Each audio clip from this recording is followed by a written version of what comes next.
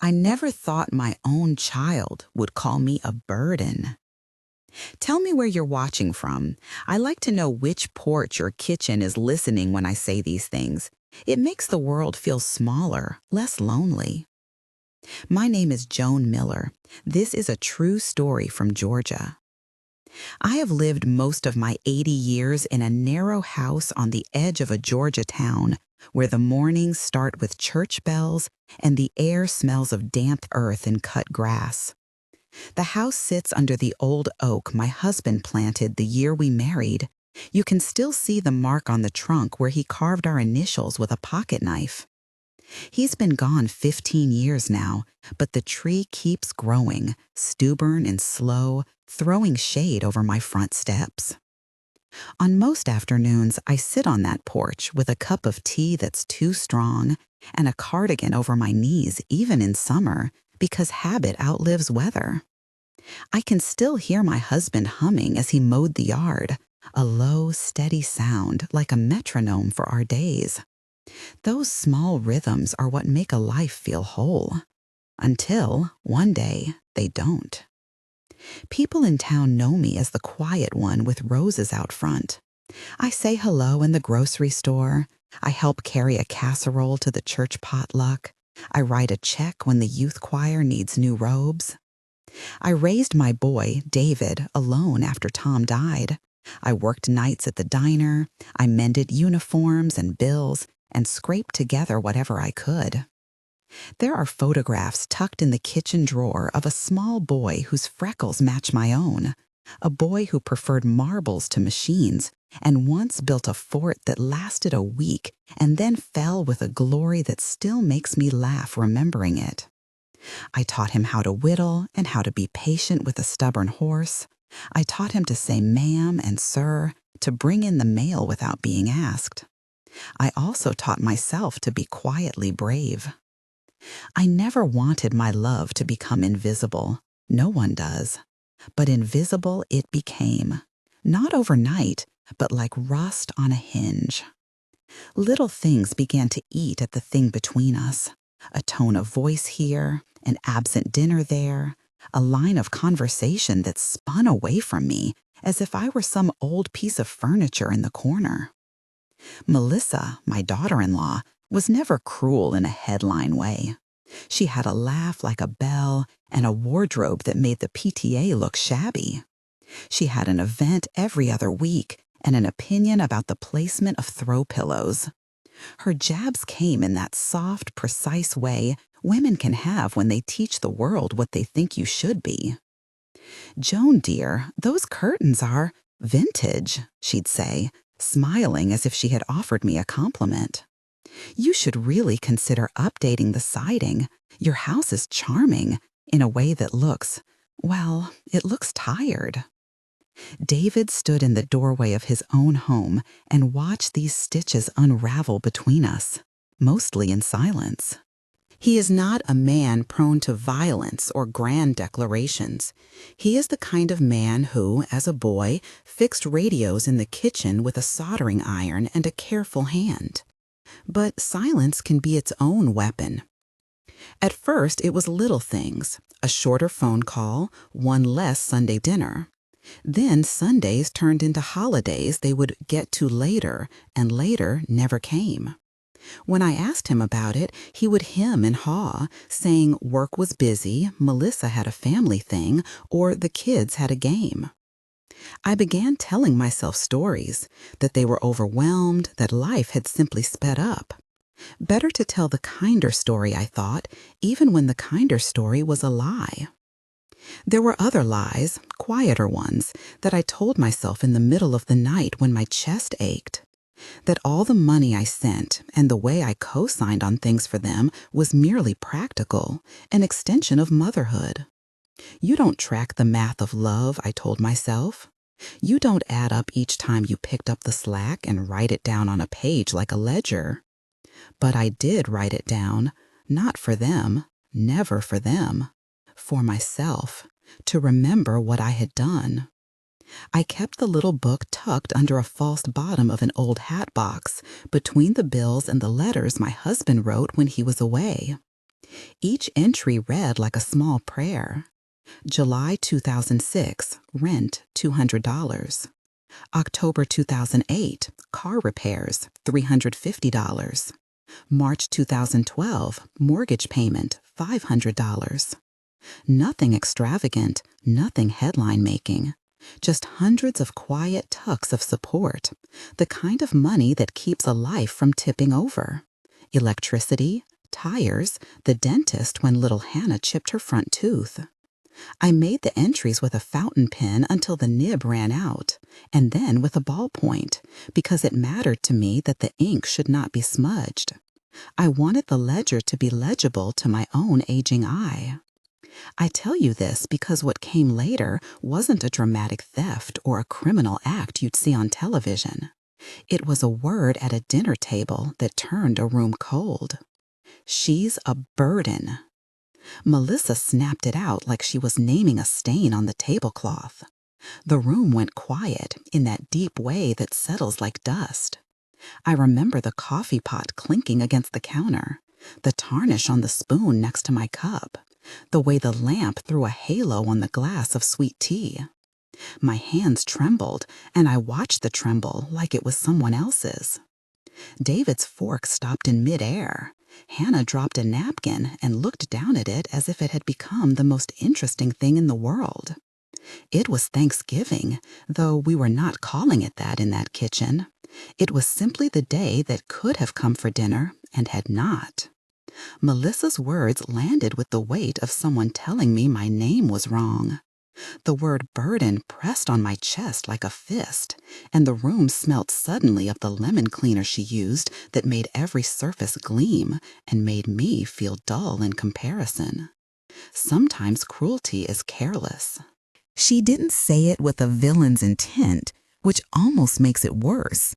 If someone aims to wound, you can at least see the arrow, but to be skinned by a casual comment is to learn that your place has shifted in someone's imagination, and once it shifts, it's hard to find a pill or a prayer to put it back. That night, I didn't sleep. I sat in the dark and listened to the house settle. The oak outside tapped like an impatient neighbor, and the radio ticked in the other room. I pulled the ledger from its place because the habit of my hands was to count and to make sense of things I couldn't say aloud. I read through the entries until the ink blurred and the world narrowed to those numbers and dates. Each line was a story, each deposit a small rescue. The book was not money, it was memory. It was proof of how I had tried to keep my family rooted in the ground when there were storms. When I was younger, before the ledger, there was a logic to sacrifice that I understood as natural. You give what you can. You expect nothing. You do not keep receipts. You do not hold up your life like evidence in a courtroom. But something changed in me the night Melissa said burden. I found that my quiet had a breaking point. There was an exhausted, small part of me that was tired of being invisible and resentful, and also afraid of being angry. I am not a woman who wants to punish. I am a woman who wants to be seen. In the days that followed, the small slights continued like a mosquito that would not leave. Melissa's remarks grew sharper, though she dressed them in care. "Let me do that, Joan. You shouldn't strain yourself," she'd say, as if I were a guest and not David's mother. At the community meeting, they spoke of progress in parking, and Melissa's voice rose with the certainty that left mine thin and uncertain. David began to answer less, or with a half apology that clipped off before it could take shape. Sometimes he would stand in the doorway and hold my hand for a minute. Other times he would not come at all. I began to scan every sound for meaning. The slam of the screen door, the single cough that once signaled distress. I missed what we used to have, and the missing became its own weather, a gray persistence that dampened everything. I tried to speak with David once, like an adult who wanted to preserve what we had. We met at the church after the late service. The pew smelled of lemon oil and old books. In the quiet back row, I told him only that Melissa's words had hurt. I told him I understood finances were tight, that I had never asked them to prioritize me, that I wanted to know what I meant to him. He looked at me with a face drawn like a map of new lines and said, "Ma, it's complicated." He didn't mean to be cruel. He meant that his life had grown into a landscape of obligations, and his heart had been pulled in several directions. I accepted that explanation because love makes you generous in your interpretations. There is a peculiar kind of intelligence that comes with age. You learn to listen for patterns. You begin to notice a tendency in your family, like the pattern in an old quilt. You start to see how a particular person will minimize you and how another will avoid conflict. You begin to see where the seams are likely to come loose. Once you have seen it, you cannot unsee it. And once you can't unsee it, you must decide whether to sew a new seam or to let the quilt hang as it is. I sewed a seam that winter, but it was nothing dramatic. I stopped inviting myself into silence. People ask me now, when they hear parts of this story, why I kept the ledger at all. It seems an odd thing to tally memories like a bookkeeper. But record-keeping gave me a measure of the truth in a world that was otherwise full of polite fiction. I wasn't trying to hold something over anyone's head. I simply wanted to remember that I had not been idle, that my hands had been doing small things to keep the house of our family standing. There is a dignity in acknowledging labor, whether it is paid or not. When your labor is invisible, you feel like a ghost in your own life. The ledger was a way to prove my existence to myself. One afternoon, when the magnolia trees were flinging pollen like confetti, and the town seemed colored in a sepia of normalcy, I found a quietness in the house that meant they were not coming by. I brewed a pot of tea and sat with the ledger open on my knees. I traced the lines with my finger and thought of every entry as if it were a small stitch in a net that had kept them from falling. It occurred to me, with the precision of a bell, that the funds in the bank that supported more than my groceries were partly there because of me. I had been the silent scaffolding for years. This was not to boast. It was to know where the power that kept the house up had come from. I remember the day the decision took shape like a photograph, burned at the edges. There was a late autumn sun that made the windows glow like lanterns. I had the ledger, and in the margin, in the old blue ink, a note by me. "Joan, do not be ashamed of this." It wasn't written in anger. It was a whisper of permission. I had to learn permission late in life, permission to say no, permission to protect the rest of my life, the years when I deserved to be attended to with kindness rather than used as a blank check. But deciding is only the first seam. Doing is the part that makes a life change. It's easy to think of boundaries as dramatic things, doors slammed, letters written, cliffs jumped from. My life has taught me that boundaries are usually quiet, small, ordinary actions that assert your humanity. They may involve a word, a walked-away step, a closed ledger. They may mean you stop answering a door that has become a demand. They may mean sitting in your own living room and deciding that you will not be the safety net for someone who will not see the holes they're making it. I wondered what would happen when I stopped doing the invisible labor. For years, those small tucks of money had created a soft underbelly for my family. Without them, there would be consequences. I did not enjoy the thought of consequence like some revenge novel. I feared it like a mother fears a bruise on a child's elbow. But I feared being taken for granted more. I feared becoming the woman Melissa had named, an unnecessary thing. There were practicalities to consider, though I am not going to walk anyone through those. That is not my aim. I am not a lawyer or a banker, and this is not a how-to. What I will say is this. I reflected. I prayed quietly in the little chapel at church, and I told my own heart that dignity was not the same as self-neglect. I also told myself to be careful, to be honest, and to expect complexity. Families do not break and mend on the neat timetable of movies. They unravel and sometimes reweave differently. I knew that any action I took would not produce an instant letter of apology and a return to a simpler time. I was prepared for silence, for anger, for David's shame. I wanted to prepare myself to meet those things with the same quiet grit I had used to hold the family together all those years. On the day I decided to act, the air had a winter bite to it. The oak shed leaves in a lazy shower, and the roses still bloomed in a way that defied practicality. I buttoned my coat, though it was mild, and took the ledger from its box. I slid it into my bag next to my spectacles and the small pack of tissues that a person of my age carries for reasons no one remembers until they need them. I walked slowly to the bank on Main Street, where the teller had known me since my husband handled accounts with a gentle, practical hand. The town's bank was a small brick place with a door that still had that old brass knob. I had seen it open and close more times than I could count. Once a small boy had been taught to hold it open for me, and now that boy had a voice that sometimes did not answer. I stood on the sidewalk and felt a tremor run through me, not of fear exactly, but of recognition that this was a hinge moment. Sometimes I think life gives you hinges so you can test whether the door should open or stay closed. I thought of my husband, of the way he would tell a story and make light of the hard parts. I thought of my mother, who had once said, "Joan, love is not a rubber band. It doesn't stretch until it snaps." I thought of David as a child, cradling an injured bird and trying to make it whole.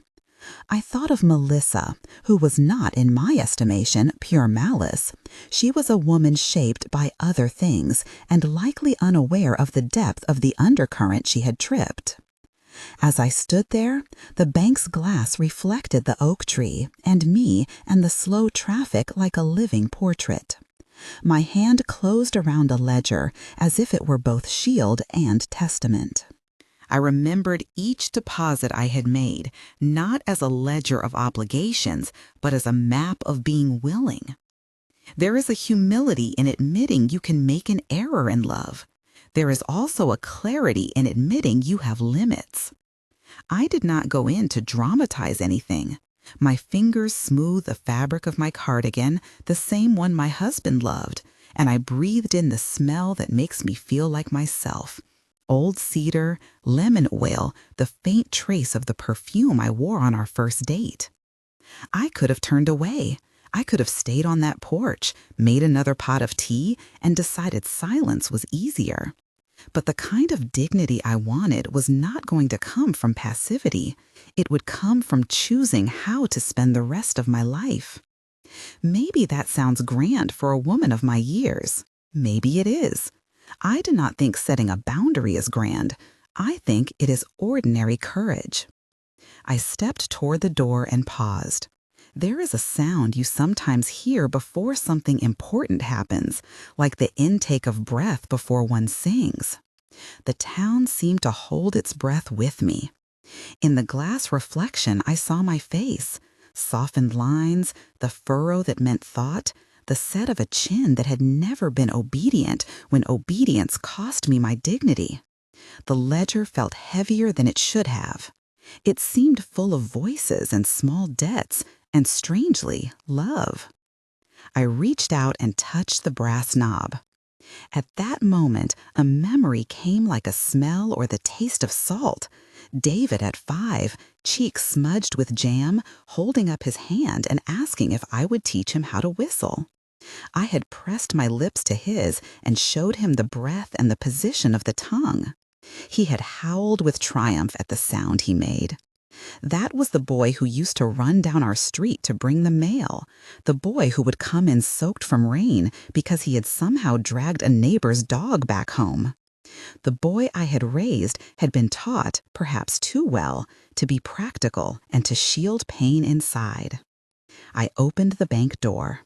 The bill overhead jingled in that old-fashioned way, and there was a woman at the counter polishing a pen.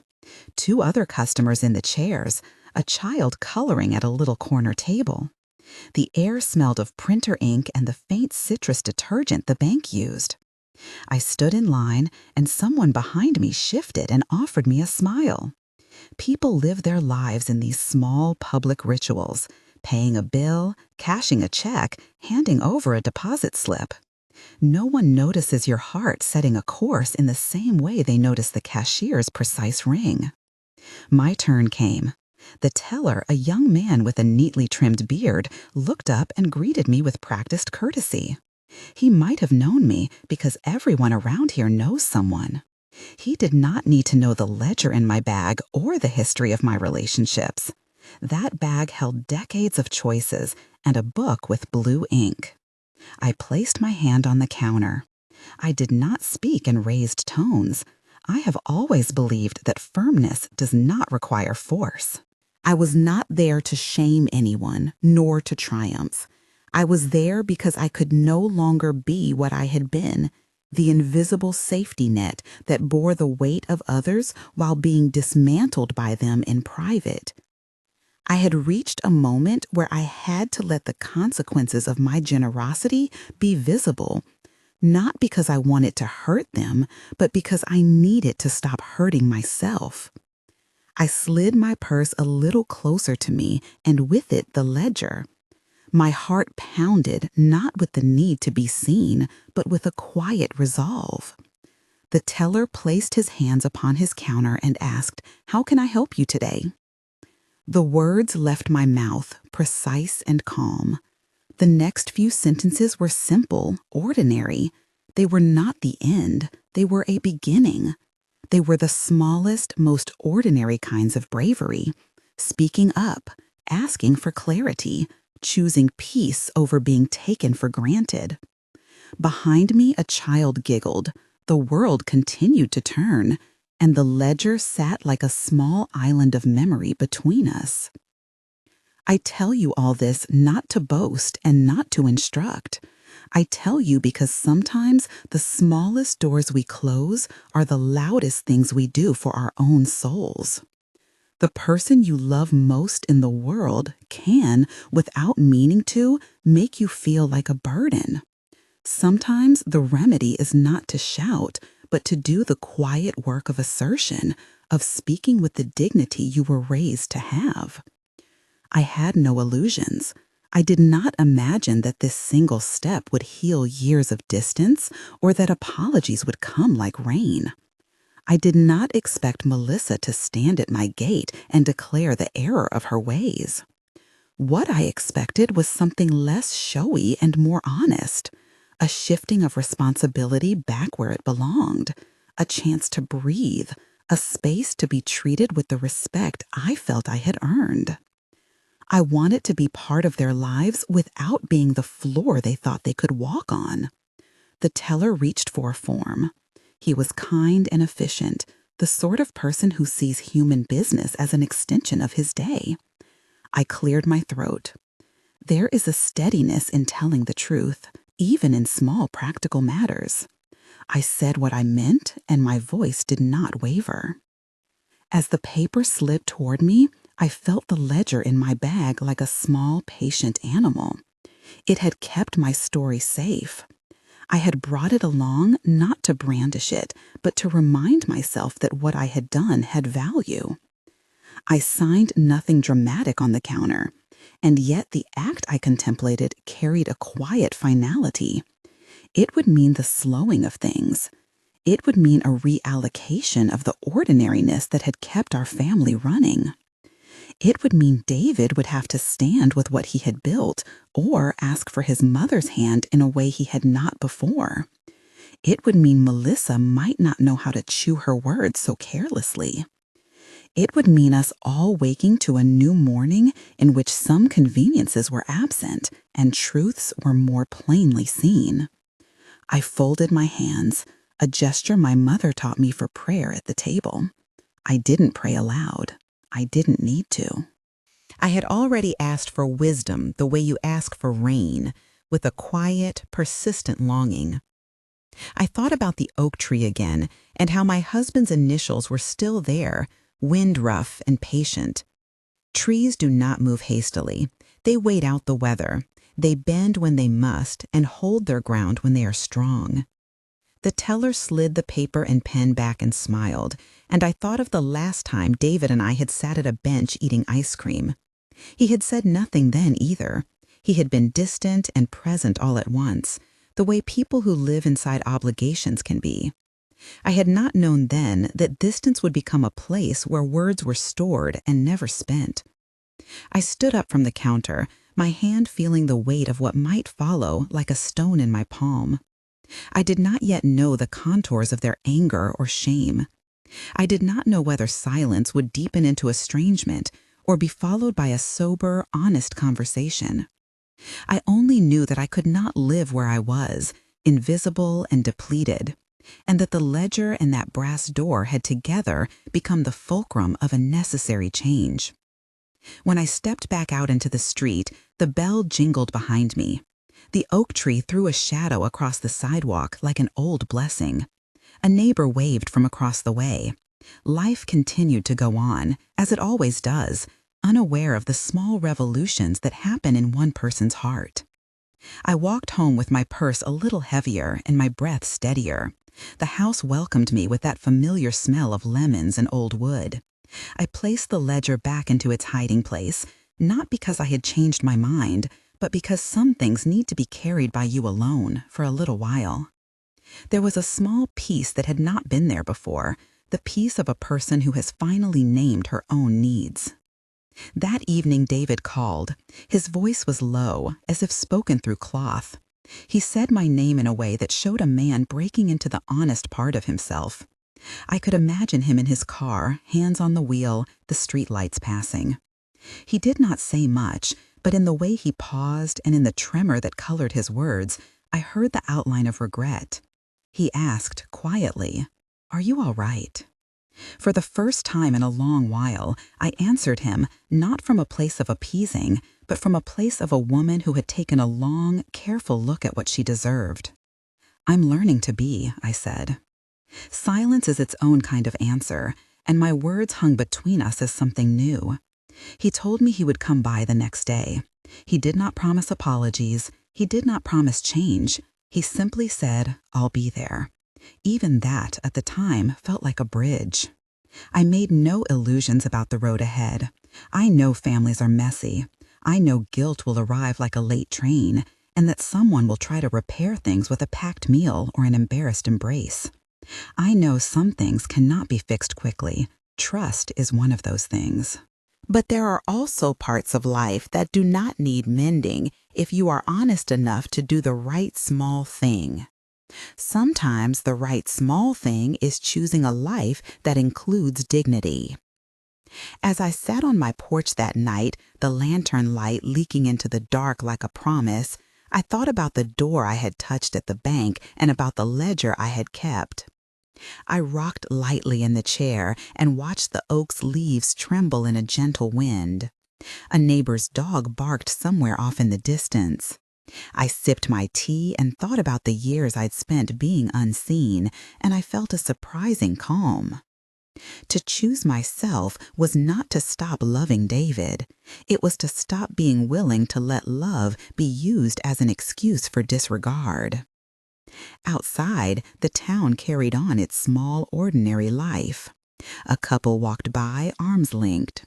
The church bell across the street told the hour. I stayed there on the porch until the stars came out.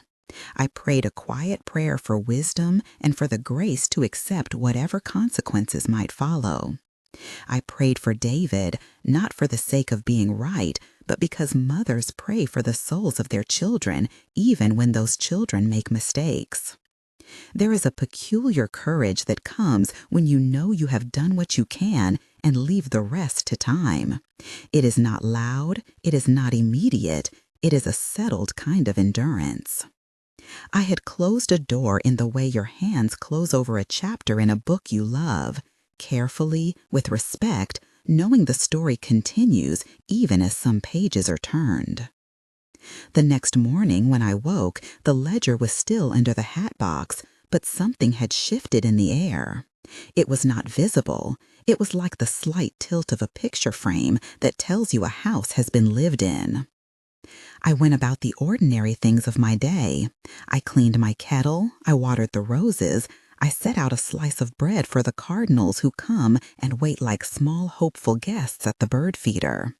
I hummed a tune my husband used to sing and let the memory be kind rather than sharp. The mail came and there was a postcard from a friend I had not seen in years.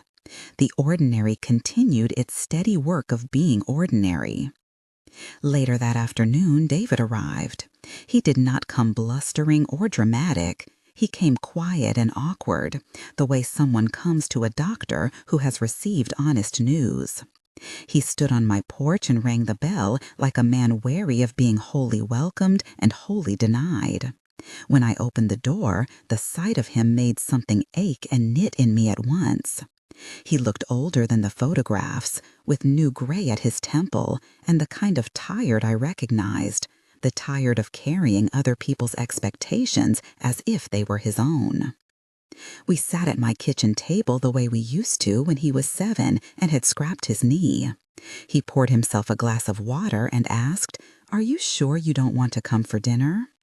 The question was a small offering. He was imperfect. He was trying.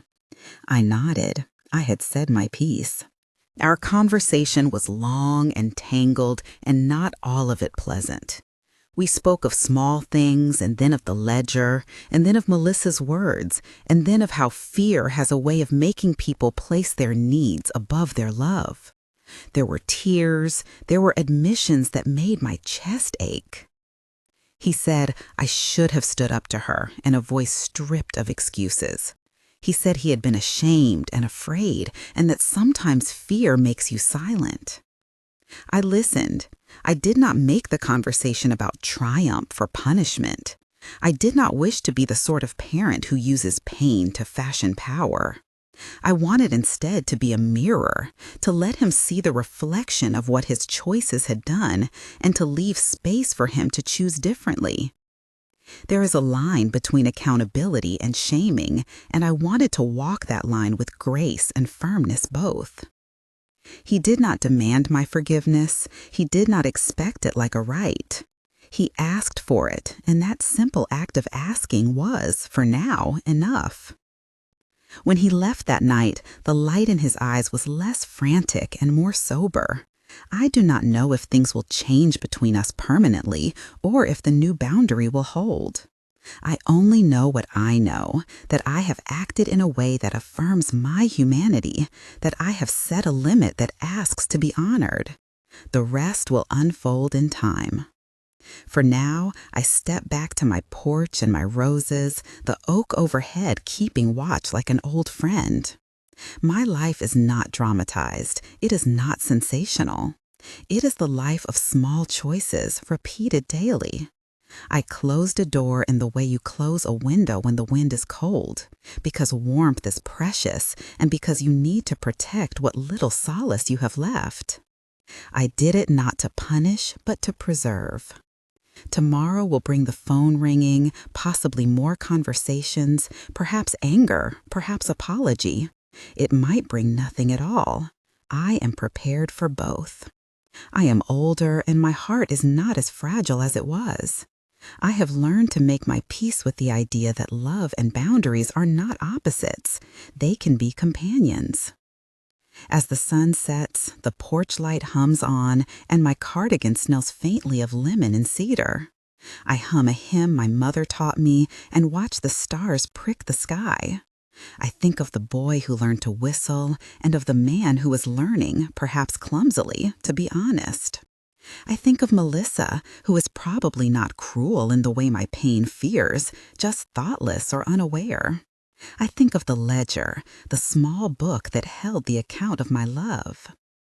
That night, I sit with the knowledge that I have closed a door not to sever life, but to allow truth to breathe. The next morning, I may walk back to the bank if I need to, or I may not. The decision is already made in my bones. I have drawn a line. The rest will be mercy and consequence, both of which belong to the messy work of living in families. When you have been the unseen scaffold for years, you owe it to yourself to become visible, not to demand applause, but to be acknowledged as human. To be seen is to be held with dignity, and dignity is not something to barter away for the sake of convenience. And so I sit here and tell you this because maybe you know the feeling of being minimized at your own table, or maybe you are the one who has been asked to notice. Perhaps you are someone who loves in excess and loses yourself in the generous blur. If so, know this: there is a way to love that preserves you, and a way to be used that empties you. There is no shame in choosing the former. Tonight, the porch light is on, the kettle has been washed, and the roses smell faint and honest in the soft air. I sit in my chair and feel the familiar ache and the new steadiness as companions. I think of my husband, the oak, the ledger tucked away in its place as a reminder and not a weapon. I think of David and Melissa, imperfect and trying. I think of you, whoever you are and wherever you sit, perhaps on a porch with a cup of coffee, perhaps at a kitchen table whose wood remembers your elbows. If this story found you, if it gave voice to something you have kept quiet, tell me where you're watching from in the comments. Share what you've learned about holding your dignity without closing your heart. If you liked this story and would like to hear more of these quiet reckonings, please subscribe to Mature Justice and share it with someone who might need to hear that boundaries are an act of love, not of spite. They called me a burden, and I did what I could to protect the years I have left. I closed a set of doors of convenience that had been propped open for far too long, but I left room for windows and for conversations that might someday let sunlight in again.